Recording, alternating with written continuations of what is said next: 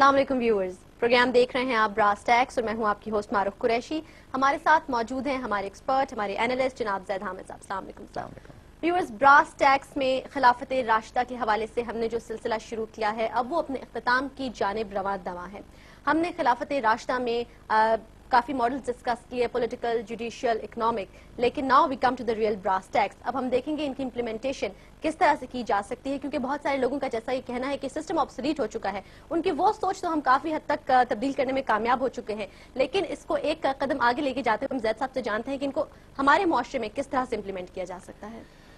دیکھیے معروف، now we come to the critical question as you said کہ پاکستان میں ہم یہ ماڈلز کس طرح نافذ کریں گے، کس طرح قائم کرنا چاہتے ہیں، اس کا ایک ورکنگ ماڈل کیا ہوگا.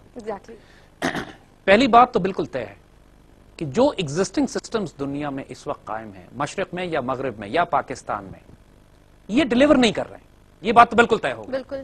دیکھیے، جب آپ ایک دفعہ یہ فیصلہ کر لیتے ہیں کہ ہم نے اس ڈیزیزڈ، اس بیمار سسٹم کو نہیں ساتھ لے کے چلنا، تو پھر ہزار راستے نکل آتے ہیں. when there is a will there is a way. جو سسٹم اگر ابھی تک امپلیمنٹ نہیں ہوئی ہیں پاکستان میں، تو اس کی وجہ یہی ہے کہ لوگ کرنا ہی نہیں چاہتے. ول ہی نہیں ہے. لوگ سٹیٹس کو میں اتنا لطف لے رہے ہیں، اتنا پھنسے ہوئے ہیں.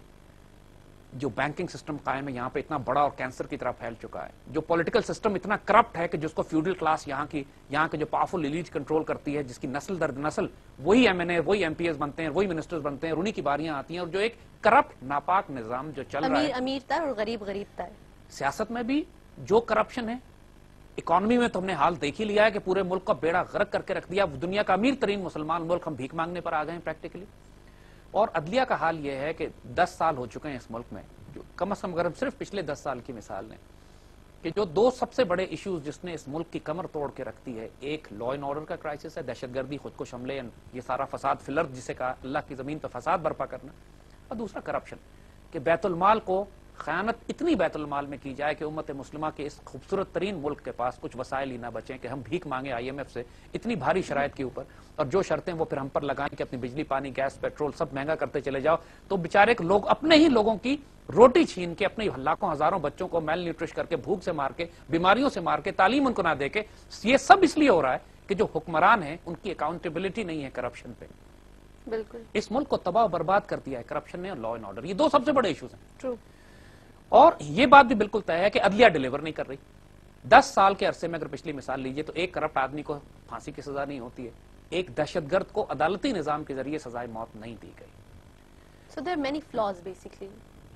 اس سسٹم کو کیا ریفارم کیا جا سکتا ہے یا ریپلیس کرنا ہے؟ نا the question is this. And we have reached a definite conclusive argument کہ جی اب اس سسٹم کو ریفارم نہیں کیا جا سکتا، اس کو ریپلیس ہی کیا جا سکتا ہے. ایون ڈاکٹرز بھی آفٹر سرٹن پیریڈ جب گینگرین یا کینسر بہت زیادہ پھیل جائے تو پھر سرجری کی طرف جاتے ہیں. کیونکہ اگر آپ سرجری نہ کریں تو پھر باقی جسم بھی بالکل خراب ہو جاتا ہے.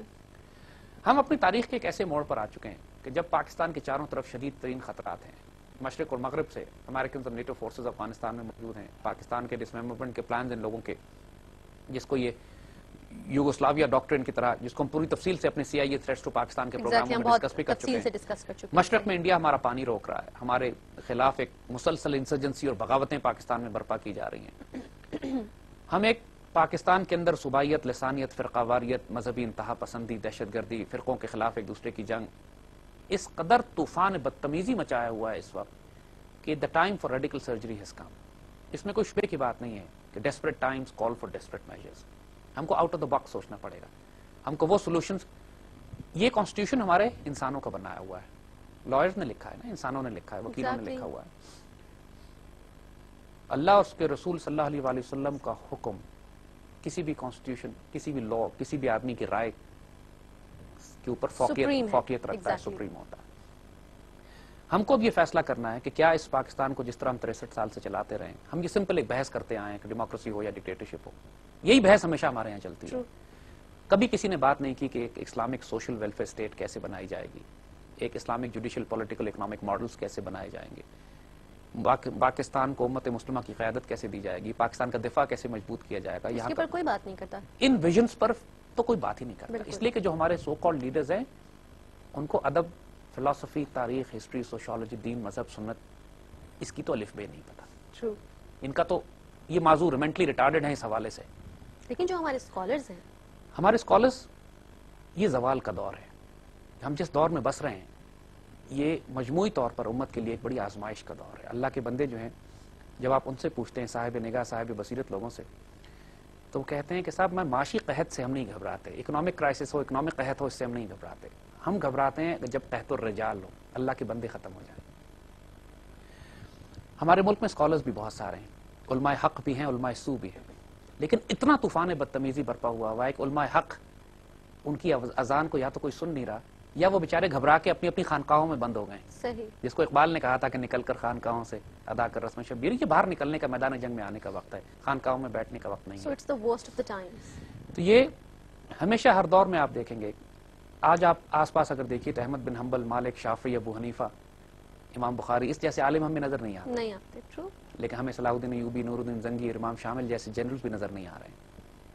لیکن مجموعی طور پر یہ امت جو ہے, یہ ملت پاکستان, اللہ اس کے رسول سے پیار کرنے والے لوگ ہیں. ہم غلطیاں کوتاہیاں بھی کرتے ہیں, but now the time has come کہ دے ڈیسائیڈ کہ کیا ہم یہ تبدیلی اس ملک میں واقعی لانا چاہتے ہیں اور we want to live the way we are living. ہم نے اس کو ایک فیٹ اکمپلائی کے طور پر کہ یہ ہمارا مقدر ہے, یہ ہمارا نصیب ہے, بس ایسے ہی چلے گا جیسے چلے گا سب کچھ. No we are not going to accept it. Done, بات بالکل طے ہو گئی. کیونکہ اب آپ ایسی اسٹیج پہ آ گئے ہیں کہ اگر ہم نے اس سسٹم کو تبدیل نہیں کیا, اگر آپ نے معاشرے میں عدل نہیں دیا, چاہے وہ سیاسی عدل ہو, چاہے وہ اکنامک عدل ہو, چاہے وہ سوشل عدل ہو, انصاف نہیں دیا اگر آپ نے, تو جیسا ہم کہتے ہیں کہ ایک نئی پھر نیشن آئے معاشرہ گی. ڈس انٹیگریٹ ہو جائے گا. پھر حضرت علی رضی اللہ تعالیٰ عنہ کا شاید یہ قول ہے کہ آپ نے فرمایا کہ معاشرہ کفر کے ساتھ تو چل سکتا ہے, ظلم کے ساتھ نہیں چل سکتا. اور ہمارے معاشرے میں ظلم کی آخری حدیں بھی پار ہو چکی ہیں ہر لیول پر. تو ونس یو کم کہ پاکستان میں ہم تبدیلی کس طرح لے کر آئیں, اس کا پہلا فنڈامنٹل سوال دیکھیے, سسٹم تو بہت سارے ٹھیک کرنے والے ہیں. ہم نے جوڈیشل سسٹم بھی ٹھیک کرنا ہے, اکنامک ماڈل بھی ٹھیک کرنا ہے, سوشل ویلفیئر بھی, پورا تعلیمی نظام. لیکن یہ سب کچھ اس وقت شروع ہوتا ہے جب حکمران وقت ٹھیک ہوں.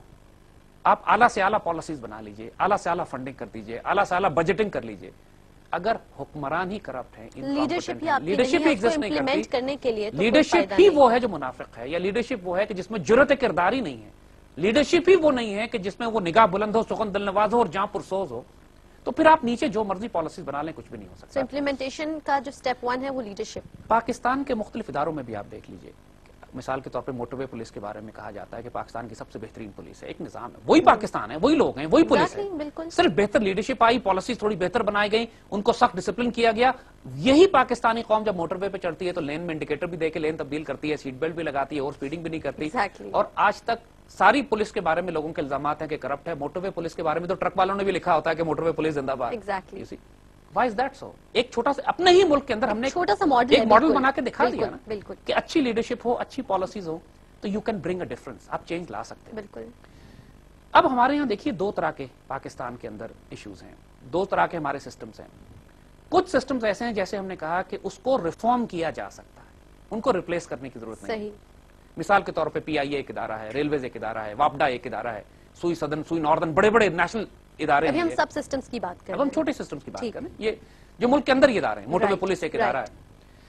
ان سسٹمز کو ریپلیس کرنے کی ضرورت نہیں ہے, ان کو ریفارم کیا جا سکتا ہے. جس طرح موٹر وے پولیس کو آپ نے ریفارم کر لیا, آپ نے ایک بہتر پالیسیز بنائی, ان کو امپلیمنٹیشن سخت کی ٹھیک ہوگی. اسی طرح پی آئی اے, نور خان صاحب جب ایئر مارشل نور خان پی آئی اے کے ہیڈ تھے تو پی آئی اے عروج پہ جا رہی تھی, بعد میں لیڈرشپ کمزور آئی, پی آئی اے کولیپس کر رہی ہے آج. اسی طرح اچھی لیڈرشپ آتی ہے تو وہ ادارے پرفارم کرنے لگتے ہیں. بے شک پورے ملک میں کرپشن ہو نہ ہو, پورے ملک میں جو سیاسی مذہبی حالات ہو, لیکن وہ ادارے پرفارم کرتے ہیں because of a powerful leadership with in. Exactly یہی اسٹرکچر, یہی وزڈم, یہی فلسفی پورے ملک پر بھی اپلائی کرتی ہے. بہت سارے ملک کے سسٹمز ایسے ہیں کہ جن کو آپ نے ریفارم کرنا ہے تھرو پاورفل لیڈرشپ. سب سیٹس جو ہیں, جس طرح ہم نے کہا کہ واپڈا پہ اچھا آدمی امپلائمنٹ کر دے, واپڈا کو ٹھیک کر لے گا, مضبوط طاقت دیں, اتھارٹی دیں, اسٹرینتھ دیں, ہیل ریفارم. ایئر لائنز ٹھیک ہو جائیں گے, ریلویز ٹھیک ہو جائے گی, یہ سسٹم ٹھیک کیے جا سکتے ہیں. لیکن وہ سسٹمز کے جو قوموں کی تقدیریں بدلتے ہیں وہ یہ نہیں ہے. ریلویز واپڈا بے شک کتنی اچھی پرفارم کرے, قوم کی تقدیر تو نہیں بدلتی. اکنامکلی آپ کو سٹیبل کر سکتے ہیں دیگر, مگر قوم کی تربیت نہیں کر سکتے, اس کی تقدیر نہیں بدلتے. ہم نے نیشنل لیول پر یا ریجنل لیول پر یا گلوبل لیول پر اگر ہم نے کھیلنا ہے تو اس کے لیے ہمیں سب سے پہلے مضبوط قیادت چاہیے. اب تو بڑا ہم یہاں پولیٹیکل لیڈرشپ کی بات کر رہے ہیں, ہر طرح کی لیڈرشپ, لیکن to start with yes political leadership. لیکن پولیٹیکل لیڈرشپ کے بھی ایٹریبیوٹس, ابھی ہم اس پہ آتے ہیں. دیکھیے تو سب سے پہلے ہمیں جو چیز تبدیل کرنی ہے اس پاکستان میں, وی ہیو ٹو ڈیسائیڈ کہ ہم کس قسم کے لیڈرز یہاں پر پاکستان میں لانا چاہتے ہیں. وہ لیڈرشپ ہماری کہ جو ہماری آبجیکٹو ریزولوشن میں قرارداد مقاصد جو 1949 میں پاس ہوئی ہے, جو ہمارے کانسٹیٹیوشن میں لکھا ہوا ہے کہ آرٹیکل 62, 63 یا 64 آرٹیکل ہے جس کے اندر ایٹریبیوٹس بتائے گئے ہیں اس لیڈرشپ کے, آج تک پاکستان میں اب جو جس آئین کے تحت آپ الیکشن کراتے ہیں اسی آئین میں لکھا ہوا ہے کہ جن لوگوں کو آپ الیکٹ کر رہے ہیں ان کی یہ خصوصیات ہونی چاہیے. بالکل. اور آج تک وہ کلوز اپلائی ہی نہیں کیے گئے. اور پاکستان میں جو لیڈرشپ آتی ہے, یقین کیجئے کانسٹیٹیوشن